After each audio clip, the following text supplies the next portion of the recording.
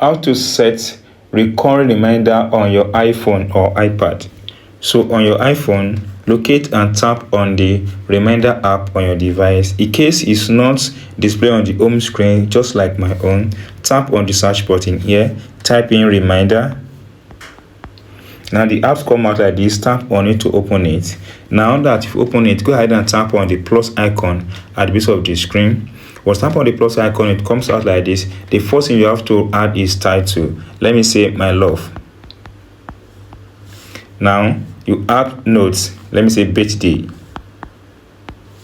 Now you set a date. Tap on this button to set a date. Let me use maybe on 20.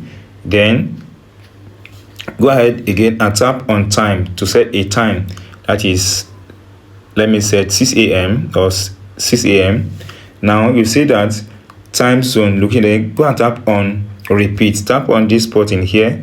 Here you have a lot of options: daily, weekly, monthly, 6 months, yearly, and customize. So you can select any word that suits here. So let me tap on monthly here.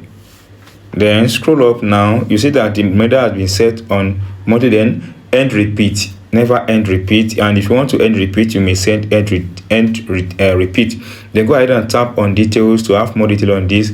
Now if you have to tap on detail, you have the priority. So tap on this guy to select the priority: low, medium, or high. Let me put on high priority.